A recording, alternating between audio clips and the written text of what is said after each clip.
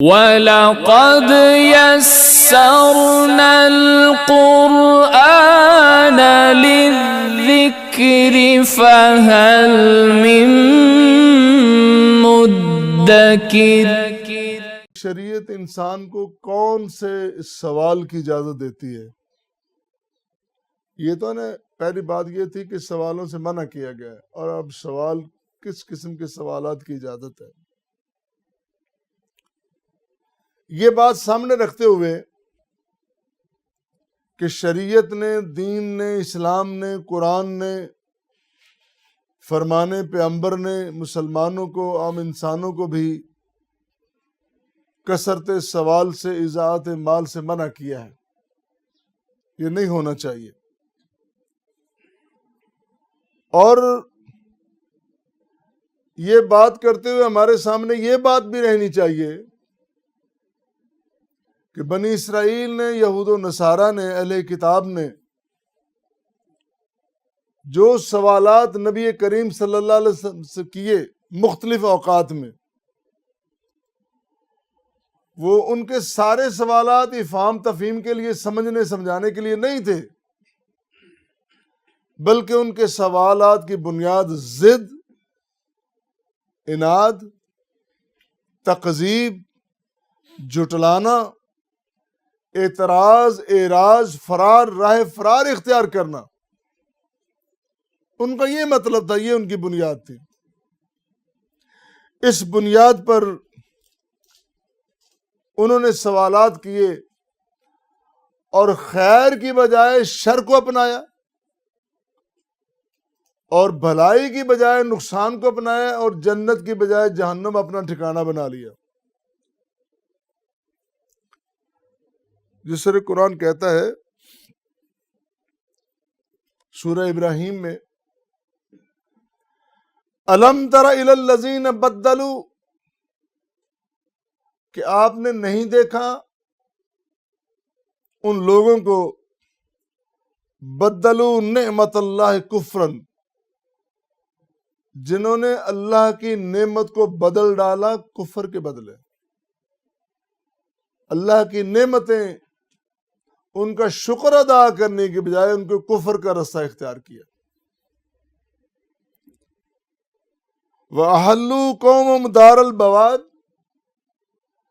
اور اپنی قوم کو سوالات کی وجہ سے، ضد کی وجہ سے، عناد کی وجہ سے، نبیوں سے اختلاف کی وجہ سے، نبیوں کے ساتھ دشمنی کی وجہ سے اپنی پوری قوم کو ہلاکت میں ڈالا انہوں نے۔ جہنم یصلونہا وبئس القرار، انہوں نے اپنا ٹھکانہ جہنم بنا لیا، اور بہت برا ٹھکانہ ہے جہنم۔ بار بار اللہ کے بندوں کو ڈرایا جا رہا ہے، بار بار سمجھایا جا رہا ہے کہ ڈرو ڈرو برے انجام سے۔ تم نے صرف جہنم کا نام سنا ہے، تم نے صرف گرفت کا نام سنا ہے، عذاب کا صرف نام سنا ہے،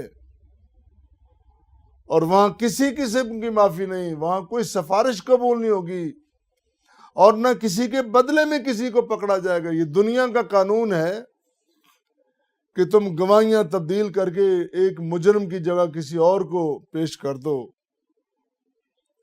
کیا کسی اور نے، دھرا کوئی اور گیا ہے۔ یہاں ہو سکتا ہے، ممکن ہے، لیکن اللہ کے نظام میں کوئی کمی نہیں۔ اللہ کا نظام بڑا سخت اور بڑا عدل کا نظام ہے، وہاں تو ہر ایک کو عدل کا سامنا کرنا پڑے گا۔ اور فرمایا ان لوگوں نے تبدیل کر دیا سارا سسٹم، اللہ کی نعمتوں پر شکر کرنے کے بجائے انہوں نے کفر کا راستہ اختیار کر لیا۔ اسی لیے حضرت ابن عباس رضی اللہ تعالیٰ عنہ فرماتے ہیں کہ میں نے نبی کریم صلی اللہ علیہ وسلم کے اصحاب سے بڑھ کر کوئی قوم نہیں دیکھی۔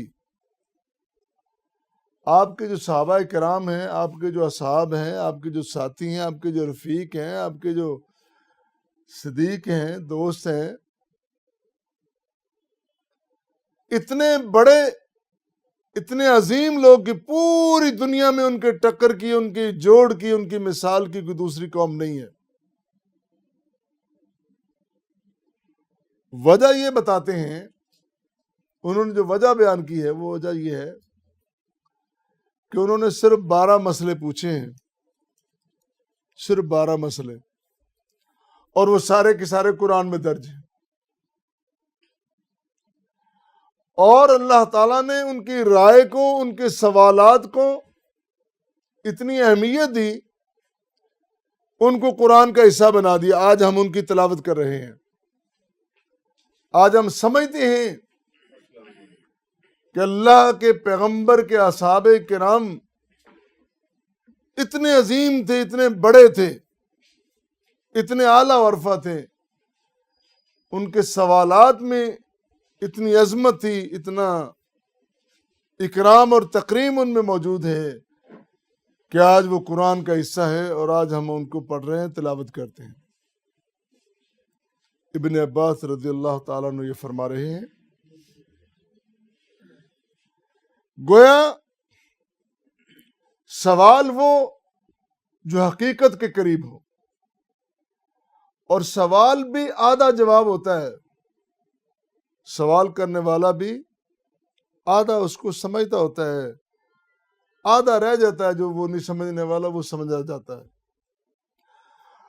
اور جب سوال کرنے والے کی نیت درست ہو، نیت صحیح ہو، پھر وہاں پہ خرابی واقع نہیں ہوتی۔ اور اگر سوال ہی ضد کی بنا پر، اناد کی بنا پر، فساد کی بنا پر، دشمنی کی بنا پر، اور اگلے بندے کو نیچا دکھانے کی بنیاد پر سوال کیا جائے، اور اپنی تعلی اور تفوق کے لیے سوال کیا جائے، اس سوال سے منع کیا گیا۔ سوال وہ کرو جس سے آپ کچھ سمجھنا چاہتے ہیں۔ جیسے میں نے عرض کیا نا کہ اصحاب رسول نے 12 سوال کیے، ابن عباس فرما رہے ہیں، اور پھر قرآن نے وہ سوالات بھی ذکر کر دیے جو اہل کتاب میں سے کرنے والے یہودیوں نے کیے تھے، جو صرف اور صرف دشمنی کی بنیاد پر تھے۔ اسی طرح حضرت انس رضی اللہ تعالیٰ عنہ کہتے ہیں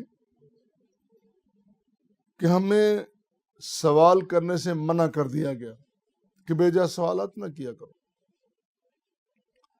جب ایسی صورتحال پیدا ہو گئی، وہ کہتے کہ ہم انتظار میں رہتے تھے، ہم خود تو پوچھتے نہیں تھے، ادمن احترامن، ہم اس انتظار میں رہتے تھے کوئی اعرابی، کوئی دیہاتی آئے، وہ نبی سے سوال کرے، ہم پھر جانیں۔ اللہ اکبر۔ ساتھ دیکھو نا، اس میں محبت بھی ہے، چاہت بھی ہے، عظمت بھی ہے، تکریم بھی ہے، تعظیم بھی ہے۔ ہم اس امید میں رہتے کہ کوئی عربی اس کو بیچارے کو کیا پتا کہ کس طرح بات کرنی ہے، تو وہ کر لے، اور اس میں کوئی نئی بات ہمارے سمجھنے والی، وہ بھی اس لیے انتظار میں رہتے، اس لیے نہیں کہ کوئی خرابی کرنی ہے، صرف اس لیے کہ ہمیں کوئی نئی بات ہماری سمجھ میں آ جائے۔ اللہ اکبر۔ اسی طرح برا بن عازب کہتے ہیں کہ ہم انتظار میں رہتے، سوال کوئی کرنا ہوتا تو سال گزر جاتا، ہم پوچھ نہ سکتے۔ آج رواج بن گیا، ہر بندہ کہتا ہے نہیں جی فوری سوال کرنا چاہیے، ہر بات نکھیڑ کے رکھ دینی چاہیے، ہر بات اس کے حصے بکھرے کر دینے چاہیے۔ یہ کیا بات ہے کہ ہم سوال بھی نہیں کر سکتے؟ بھئی سوالات آپ اٹھائیں، قاعدہ کلیہ یہ ہے کہ سوالات سمجھنے کی، اگر ایک بات آپ کو سمجھ آ رہی ہے، مثلا ایک عالم، ایک معلم، ایک مدرس گفتگو کرتا ہے، بڑی تیاری کے ساتھ اس نے گھنٹہ 1.5 واز کیا ہے، سامعین اس واز میں، اس بیان میں، اس درس میں، تقریر میں، گفتگو میں بیان کیے گئے نکات اور مفاہیم، مطالب، ان پہ نظر نہیں ڈالتے۔ ان کی نظر یہ ہوتی ہے کہ اس نے بات چھوڑی کون سی ہے، بس اوقات عجیب رواج ہے، بات آئی تو میں کہہ دیتا ہوں، ایک بندہ، ایک عالم ہے، وہ جنازہ پڑھا رہا ہے، تو پیچھے بڑی لمبی لائن ہے علماء کی، بڑے شیوخ، بڑے علماء، ائمۃ الجنائز، وہ بھی پیچھے کھڑے ہیں۔ تو ایک ایسا وقت ہوتا ہے کہ ہم سارے جتنے جنازہ پڑھنے جاتے ہیں، ہم رقت کے ساتھ، محبت کے ساتھ مرحوم کے لیے دعا کر رہے ہیں، ہم کہہ رہے ہیں کہ اللہ ہم آ گئے، ہماری حاضری قبول کر لے، ہماری سفارش قبول کر لے، ہماری دعا قبول، گئے تو ہم دعا کے لیے، لیکن دعا کرنے کے بجائے، اس میت سے ہمدردی کے بجائے ہماری جو نظر ہوتی ہے، اس امام نے سیغہ کون سا غلط پڑھا ہے، دعا کون سی غلط پڑھی ہے، اس نے عربی، اس کا لہجہ کیا ہے، یہ موٹے لہجے میں پڑھتا ہے، پتلے لہجے میں پڑھتا ہے، ہماری توجہ اس طرف ہوتی ہے۔ عجیب ایک معاشرے نے ایک ایسا چلن اختیار کر لیا ہے، ادب احترام تو پتہ نہیں کہاں ناپید ہو کے رہ گیا۔ اللہ اکبر۔ اور جہاں تک نبی کریم صلی اللہ علیہ وسلم کے جمال اور جلال کا تعلق ہے، آپ کا جمال بھی ہے اور جلال بھی ہے۔ قرآن کہتا ہے نا، وہ سراجم منیرا، سراجم منیرا، بڑی خوبصورت، بہت خوبصورت کلمہ قرآن کریم کا نبی کریم صلی اللہ علیہ وسلم کی شان اقدس میں کہا گیا۔ اللہ اکبر۔ تو آپ کے جلال اور جمال کا یہ عالم ہے کہ کیسر و کسرا کا ایلچی آتا ہے تو وہ آپ کی جب مجلس محفل میں آتا ہے، آپ کے جمال کے ساتھ آپ کے جلال کو دیکھ کے دم خود رہ جاتا ہے۔ ان کے بڑے بڑے ایوان، بڑی بڑی منزلیں، بڑی بڑی عمارتیں، بڑی بڑی ان کی بلڈنگز، بڑا کر و فر ان کا، لیکن یہاں تو سادہ سا ماحول ہے۔ چٹائی پہ امام الانبیاء بیٹھے ہیں اور چٹائی پہ 7 اصحاب رسول بھی بیٹھے ہیں، کوئی امتیاز بھی نہیں ہے، ایک ساتھ بیٹھے ہیں، لیکن اس محفل، اس سادہ سی مجلس کے اندر وہ جلال و جمال، وہ کمال موجود ہے کہ جو بڑے بڑے ایوانوں میں موجود نہیں ہے۔ اللہ تعالیٰ نے اپنے پیغمبر کو طرہ امتیاز جو بخشا ہے، وہ کسی ایک کے حصے میں نہیں ہے۔